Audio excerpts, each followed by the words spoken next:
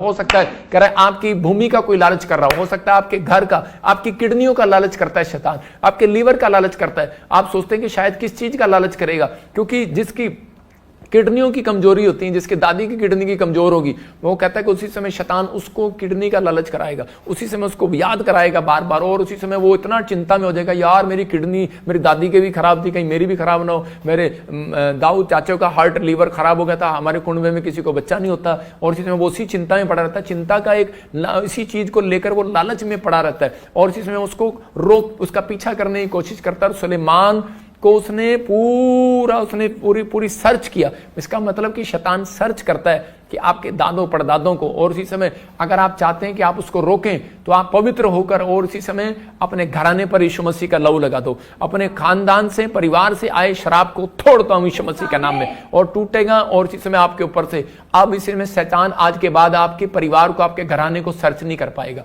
मैं कह रहा हूं अगर सर्च करेगा भी वो कर्स आपका पीछा नहीं करेगा। यूसुफ ने अपने आप को रोका और प्रभु ने उसके चरित्र की परीक्षा होने दी, उसको मतलब कि गुलामी में जाने दिया, पोतीफर के खेत में काम करने दिया, उसकी मजदूरी ले ली, उसकी हर चीज ले लिया। रानी ने उसके सामने देखो कितनी चीजें लेकर आया शैतान, उसके सामने लालच की चीजें लेकर आया, उसके सामने कहता है कि जीवन लेकर आया। वो कुएं में भी खुश था, खड्डे में भी खुश था जब उसके भाइयों ने उसको मारा। उसके बाद पोतीफर के खेत में गया, उसका खाना ले लिया, कमाई ले लिया, कपड़े ले लिए, सब कुछ ले लिया, लेकिन वो खुश था, उसमें लालच में नहीं पड़ा। उसके बाद एक औरत रानी ने उसको पसंद कर लिया, कहती मेरे साथ बेडरूम में चल, लेकिन वो वहां से भाग गया, क्योंकि वो जानता था कि लालच करना किसी भी चीज का, कहता है क्या शुद्ध करना अपने आप को, परमेश्वर की आशीषों को छिनवाना है। तो उसी समय वो दौड़ा, वहां से दौड़ा, वो इतनी तेज दौड़ा, इतनी स्पीड में दौड़ा, और उसी समय क्योंकि वो जानता था कि मेरी जीवन की आशीषें कोई मेरा मुकुट छीनने के लिए आया है, और उसी समय परमेश्वर ने उस व्यक्ति को वो मुकुट दिया कि पूरी दुनिया उसको देखा और वो प्रधानमंत्री बना। मैं उन लोगों के लिए बात कर रहा हूं कि अगर आज आप चाहते हैं कि परमेश्वर आपको जीवन में वो मुकुट दे,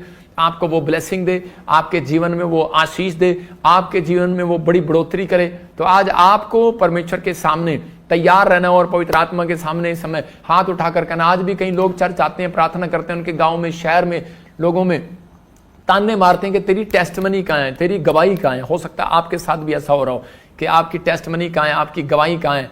आपके साथ भी ऐसा हो रहा हो कि लोग कह रहे होंगे कि तेरी टेस्टमनी क्या है, तेरी लाइफ में तेरा क्या बना।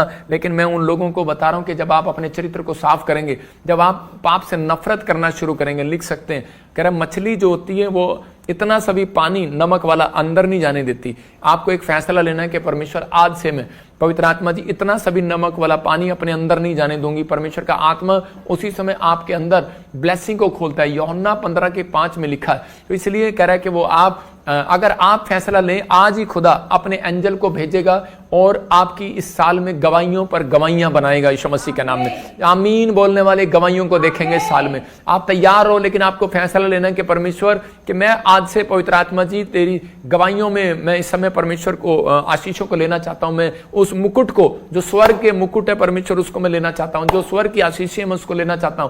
तो आपको कहना है परमेश्वर को कि परमेश्वर मेरी जिंदगी में कार्य कर। पवित्र आत्मा करेगा। आज आपके जीवन में बहुत सारी ब्लेसिंग होगी। मैंने क्या बताया शुरू से कि उस टॉपिक को ध्यान रखना कि भजन संहिता में 4:3 में कहा कि परमेश्वर की आशीषें लेने के लिए कहता है कि संसार से परमेश्वर ने अपने भक्त को अलग कर रखा है। 15:5 में लिखा, यूहन्ना में फिर से दिखा कि तुम मुझसे, मैं सिर्फ एक लास्ट लाइन पढ़ूंगा, क्योंकि मुझसे अलग होकर तुम कुछ भी नहीं कर सकते।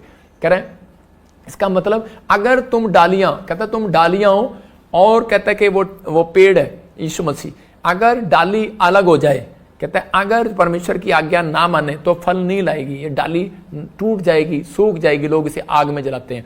ऐसे ही आपका जीवन है। जो यीशु मसीह से दूर हो जाता है, जो यहोवा की बातों से दूर रहता है, छोड़ना परमेश्वर है ही नहीं इस दुनिया में, मैं कहूँगा वो नरक में जाएगा। लेकिन यहाँ पर लिखा है तुम मुझसे अलग होकर कुछ भी नहीं कर सकते। मैं आपसे बात कर रहा हूँ, तुम मुझसे अलग होकर कुछ भी नहीं कर सकते। मैं खुद भी कह रहा हूँ कि तुम मेरे से, प्रॉफिट बजिंदर से अलग होकर कुछ नहीं कर सकते।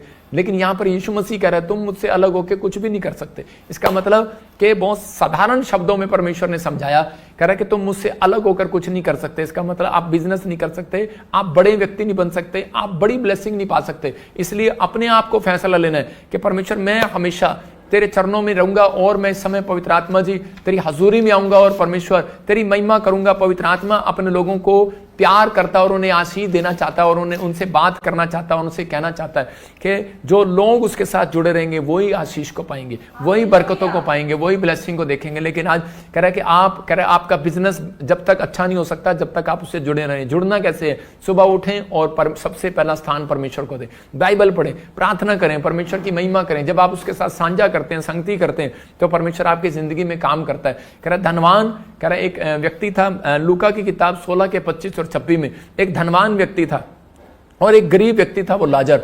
लेकिन वो उस घाव से भरा हुआ था, वो बीमार व्यक्ति था, उसके घाव थे। लेकिन वो जब भी देखता धनवान व्यक्ति को, उससे रोटी के टुकड़े मांगने जाता, लेकिन उस समय वो उसको रोटी के टुकड़े नहीं देता। धनवान लालची था और वो एक किस्म से पूरा लालची था, वो 10 रुपए भी दे के राजी नहीं था। तो उसी समय वो कुत्तों को खिलाकर राजी था कि कुत्ते खा लेंगे लेकिन ये ना खाए। और इस समय वो बार बार देखता रहता, एक टुकड़े के लिए, पानी के गिलास के लिए तड़पता रहता, लेकिन उसने उसकी कभी मदद नहीं किया। और एक दिन कहता है कि लाजर भी मर गया, गरीब व्यक्ति भी मर गया और थोड़े दिन के बाद धनी व्यक्ति भी मर गया। लेकिन जब धनी व्यक्ति मरा तो उसमें वो नरक में गया और वो वहां पर आग में पड़ा हुआ चिल्ला रहा था। तो वहां से उसको एक स्क्रीन करके उसको दिखाया गया कि कहां पर के लाजर कहां पर है। वो अब्राहम की गोद में, और उसी समय पानी का गिलास मांग रहा उससे, और वो कह रहा है कि एक गिलास पानी का दे दे। बहुत कह रहा मेरी जीभ पर सिर्फ एक बूंद डाल दे। कहता यहाँ पर नरक की आग है, मैं बड़ा तड़प रहा हूं, मैं बड़ा दुखी हूं, मैं बड़ा परेशान हूं। लेकिन उसने उसी समय अब्राहम ने कहा, कहता कि हम देखते पढ़ते इस वचन को, देखो क्या लिखा 16 के 25 और 26 में।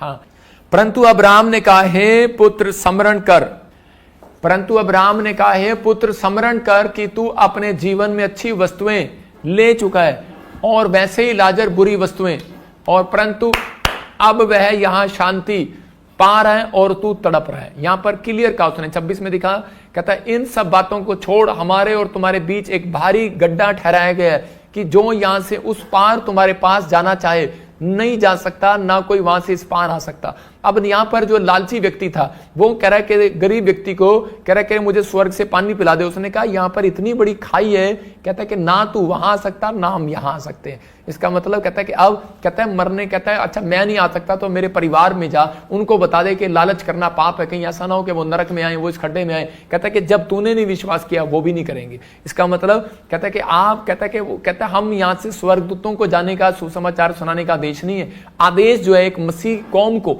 मैं कह रहा हूं मसीह लोगों को कह रहा आदेश है सुसमाचार सुनाने का। इसलिए लोग कहता है देशों विदेशों से भारत में आए और भारत से लोग देशों विदेशों में जा रहे हैं। वो लोग अलग अलग अपने स्थान पे जा रहे हैं, लोगों को बता रहे हैं कि हमें प्रभु के काम को करना और प्रभु के पीछे चलना है, हमें नरक की आग में नहीं जाना। मैं कह रहा हूं मैं एक जाट परिवार से हूं, लेकिन मुझे मालूम है कि मैंने अपनी लाइफ को परमेश्वर के सामने क्यों दिया, मैंने समर्पण क्यों किया, क्योंकि मैंने जब ये नरक का एक दर्शन देखा तो मैं जान गया कि परमेश्वर ने मुझे किस लिए रखा है।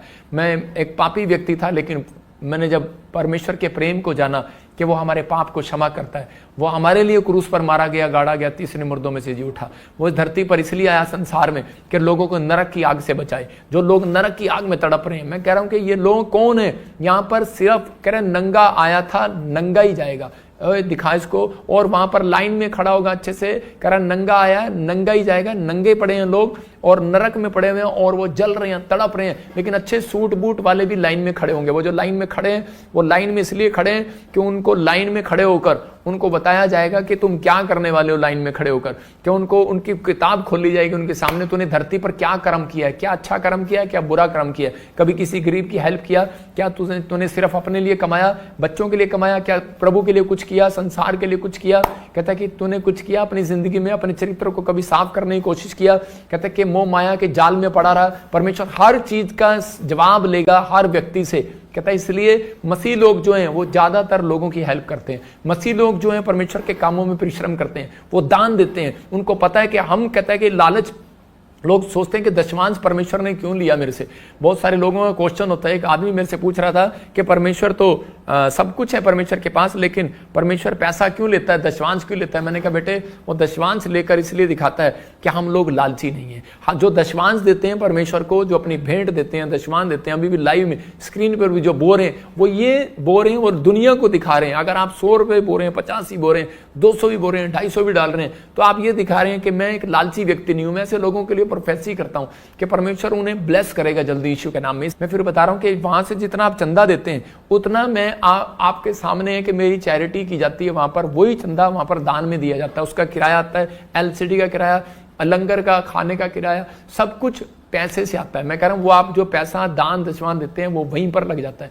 समझना है कि पास्टर कभी भी कहता है कि अपने आप को कहता है कि आपके दान दशवांश को रखकर लालची होकर कहता है कि धनवान व्यक्ति की तरह वहां पर नहीं जाएगा, नरक में जाना पसंद नहीं करेगा। इसलिए बाइबल बोलती है, कहता है कि भंडारी कैसा होना चाहिए, कहता है अगर बैंक मैनेजर ही कहता है अपने रिश्तेदारों को लोन देने लगेगा तो बैंक मैनेजर पर विपत्ति आ जाएगी। आप समझ रहे हैं कि नहीं? तो इसलिए कह रहा है कि बैंक मैनेजर को पता है कि मुझे क्या करना है, अपने रिश्तेदारों को लोन नहीं देना, मुझे कानून का ध्यान रखना है, हमें पता है कि हमें क्या करना है। तो इसलिए परमेश्वर का आत्मा कहता है कि हम लोग भी कहता है जो विश्वासी हैं कि वो लोगों के लिए दशवांश इसलिए ठहराया गया कि ताकि आप लोग पर दिखाएं शैतान को, हमें मत दिखाओ, शैतान को दिखाओ कि हम लालची नहीं है, हम परमेश्वर के लोग हैं। कह रहा कि हम लाजर बेशक हैं इस धरती पर, लेकिन लाजर ने सब्र रखा और एक दिन अब्राहम की गोद में गया। मैं कह रहा हूं हो सकता है आपके पास पैसा ना हो, घर ना हो, गाड़ी ना हो, आपके पास कुछ ना हो, लालच में ना पड़ो शैतान के। मैं कह रहा हूं कि आप इस कारण से आप छोड़कर प्रभु को भाग गए, चर्च छोड़कर जा रहे हैं, लेकिन परमेश्वर का आत्मा कहता है डोंट वेरी, कहता है जिसने भरोसा रखा परमेश्वर उसको स्वर्ग की आशीष देगा यीशु के नाम में।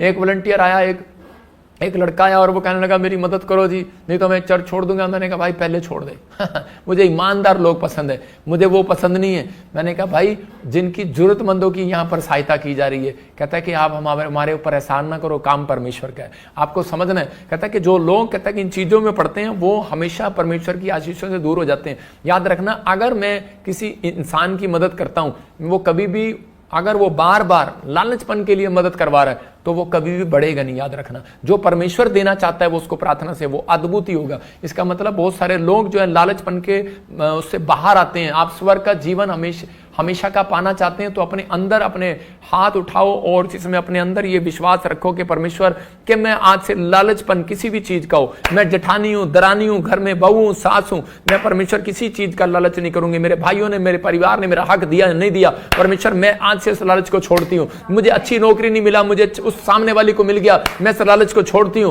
इसको अच्छी पत्नी मिल गया, मुझे नहीं मिला, इसको सुंदर लड़की मिल गया, इसको सुंदर लड़का मिल गया, मैं परमेश्वर हर लालच को छोड़ती हूँ। जो तूने दिया है मैं उसमें संतुष्ट रखूंगी, जो तूने मुझे दिया है परमेश्वर मैं उसमें संतुष्ट रहूंगा। परमेश्वर मैं अपने मुकुट को थामे रखूंगा, मैं अपने विश्वास को थामे रखूंगा, मैं अपने जीवन को खराब नहीं करूंगा। परमेश्वर तू मेरे ऊपर दया कर, पवित्र आत्मा तू दया कर, परमेश्वर तू दया कर। आज कहो मेरे साथ, परमेश्वर तू दया कर, पवित्र आत्मा तू दया कर, मैं अपने मुकुट को थामे रखूंगा। पवित्र आत्मा मैं इस समय परमेश्वर किसी भी बातों में नहीं आऊंगा, शैतान के विचारों में नहीं आऊंगा। मुझे कुछ मिले ना मिले, किसी को नौकरी मिल गया, गवर्नमेंट जॉब मिल गया, किसी को ज्यादा बड़ा अभिषेक मिल गया, परमेश्वर मैं कभी लालच में नहीं आऊंगा, मैं कभी निराशा में नहीं जाऊंगा, मैं कभी ऐसे काम में नहीं जाऊंगा। परमेश्वर मुझे माफ कर पवित्र आत्मा, मैंने सच में दूसरों की आशीषों को देखकर, दूसरों के घर में कार देखकर, दूसरों का घर सुंदर देखकर मैंने लालच किया और मैंने परमेश्वर तेरे सामने बुराई किया और मैंने कहा तूने मुझे कुछ नहीं दिया, तूने सबको दिया लेकिन मुझे नहीं दिया। मैं ऐसे विचार आज के बाद कभी नहीं बोलूंगा। बोलो आज के बाद मैं कभी नहीं बोलूंगा। परमेश्वर आपका भला करेगा, भला करेगा, भला करेगा। हर लालचपन की आत्मा आपके अंदर से जाए।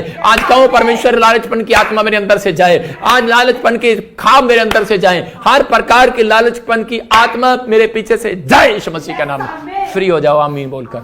याद रखना ये परमेश्वर की बात है। मैं कह रहा हूं जब आप पश्चाताप करते हैं आपके अंदर से लालच जाएगा। निर्गमन 34:24 में देखो क्या लिखा, मैं आपको पढ़कर सुना रहा हूं। निर्गमन 34:24 में, हाँ बड़ लड़की क्या लिखा कि बहुत सारे लोग सोचते हैं कि शायद मैंने मेरी जीवन में इतनी प्रार्थनाएं की, मैंने सब कुछ किया लेकिन मेरी लाइफ में कुछ नहीं हुआ। पवित्र आत्मा उन लोगों से बात कर रहा है। उसके 34:24 में लिखा कर रहा, मूसा को परमेश्वर ने कहा, हाँ पढ़ेंगे, मैं अन्य जातियों को नहीं 24:23 में लिखा कि वर्ष में 3 बार तेरे सब कर पुरुष इज़राइल के परमेश्वर प्रभु यहोवा को अपना मुंह दिखाएं। और उसके 24 में लिखा कह रहा कि जब तू ऐसा करेगा, कह रहा मुंह दिखाने के लिए, जब तू अपने परमेश्वर यहोवा को अपना मुंह दिखाने के लिए आएगा, तो मैं बीच में से पढ़ रहा हूं, और कह रहा कि वर्ष में 3 बार आया करेगा, तब तेरी भूमि का कोई लालच ना करेगा। हालेलुया। ये अन्य जातियों को तेरे आगे से निकाल कर तेरी सीमाओं को बढ़ाएगा। आप समझ रहे हैं, आपकी प्रॉपर्टी बढ़ेगी, आपका धन बढ़ेगा, आपकी आशीषें बढ़ेगी। मतलब आपको जितनी बार आप प्रार्थना करने आएंगे, हो सकता है कि आप चर्च में सिर्फ 3 बार आते हैं, आप संडे को आते हैं, वीरवार को आते हैं ऑनलाइन में, अगर मैं और किसी दिन प्रे करता हूं तो अब आते हैं आप लाइन में। मैं कह रहा हूं कि आप लाइव में आए ना है, लेकिन अपने घर में दिन में 3 बार परमेश्वर को मुंह दिखाएं। जब आप 3 बार आप परमेश्वर को मुंह दिखाने लगेंगे, परमेश्वर आपको मुंह दिखाई जरूर देगा। जब आप परमेश्वर को रोज सुबह मुंह दिखाएंगे तो एक आशीष आपको जरूर दिखाएगा पवित्र आत्मा, एक बड़ी बरकत जरूर दिखाएगा। दोपहर को दिखाओगे, रात को दिखाओगे, परमेश्वर का आत्मा एक बड़ी बरकत आपको दिखाएगा यीशु मसीह के नाम में। आपकी बढ़ोतरी होगी इस साल में। याद रखना, आप ब्लेसिंग में जाएंगे, आप बढ़ेंगे, लेकिन अभिषेक लेना है। याद रखना, कहता लालच को हटाना है। मैं उन लोगों को बता रहा हूं, लिख लो अपनी डायरी में, अगर आपको लालच को हटाना है अपने पास से तो उस समय आपको एक अभिषेक की जरूरत है, आपको एक अभिषेक की जरूरत है। फिर से कह रहा हूं कि लालचपन वाली आत्मा पीछा नहीं छोड़ती, प्रार्थना करने से नहीं छोड़ती। याद रखना, जब तक अभिषेक ना आए। याद रखना कि अभिषेक जब आता है, कहता है जब आप कह रहा है कि आप उसी समय अभिषेक को लेने की तैयारी करते हैं, जब आप अभिषिक्त के साथ जुड़े हुए हैं। कह रहा है कि एक नबी मूसा परमेश्वर का एक नबी था भेजा हुआ और उसके ऊपर अभिषेक था। कह रहा है कि भविष्यवक्ता के पास जब आप जाते हैं तो बाइबल बताती है कि जब 70 के 70 लोग अभिषेक से भर गए और वो उसी समय जब वो बर्तन धोने वाले, कपड़े धोने वाले मूसा के तंबू में आए तो उसी समय वो अभिषेक से भर गए और उसी समय उनके ऊपर से वो लालच का आत्मा चला गया और वो लोग एक हो गए, उनका मन एक हो गया और उसी समय ब्लेसिंग आने लगी। और उसके बाद कह रहा नए नियम में हम देखते हैं कि उसी समय 35 के दिन जब कह रहे कि पौलुस पतरस सब कह रहा जितने सब इकट्ठे हुए और उसी समय एक अभिषेक उतरा और पवित्र आत्मा उतरा और उसी समय उनके अंदर से लालच चला गया। वो अपनी प्रॉपर्टियां, अपने जमीन जायदाद बेचकर परमेश्वर के कामों को करने लगे।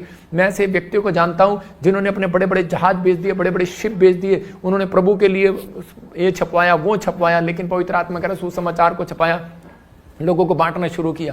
मैं उन लोगों की बात कर रहा हूं। मैं कह रहा हूं कि हम बाप दादाओं से अमीर नहीं थे, हम एक नीचे पड़े थे, लेकिन परमेश्वर आया और परमेश्वर ने हमें आशीष दिया। याद रखना, पवित्र आत्मा आपको ब्लेसिंग दे रहा है। मैं उन लोगों को बता रहा हूं कि जितना लोग मेरी मदद करते हैं, मैं कभी भी मैं एक जहाज खरीद सकता था, मैं अगर सेविंग करता तो मैं घर बना, मैं एक बहुत बड़े महल में रह सकता था, लेकिन परमेश्वर के आत्मा ने मुझे बताया कि बेटे कभी लालच नहीं करना। याद रखना, प्रॉफिट बजिंदर किसी के 1 रुपए का लालच नहीं करता। मैं कह रहा हूं किसी चीज का लालच नहीं करता, अशुद्ध चीजों में नहीं जाता। पवित्र आत्मा मेरे ऊपर दया करे। कहता है अभिषेक जब आता है तो कहता है कि आपको सुरक्षा देता है, आपको लालचपन की आत्मा से बचा कर रखता है। सबको जय मसीह की। मैं जतिन बब्बर और आप देख रहे हैं मसीह परिवार चैनल। जैसे कि आप सब जानते हैं कि मैं इस चैनल पे प्रभु के अलग अलग दासों की वीडियोस डालता हूं, तो अगर आपको हमारा चैनल अच्छा लगता है तो आप इस चैनल को ज़्यादा से ज़्यादा सब्सक्राइब जरूर करें ताकि आप प्रभु के वचन को सुन सके। वीडियोस को ज़्यादा से ज़्यादा शेयर करें ताकि जिन लोगों तक वचन नहीं पहुंचा उन तक भी वचन पहुंच सके। सबको जय मसीह की। एक बार मैं आपसे दोबारा कहूँगा कि इस चैनल को सब्सक्राइब जरूर करें और वीडियोस को ज़्यादा से ज़्यादा शेयर करें। जय मसीह की।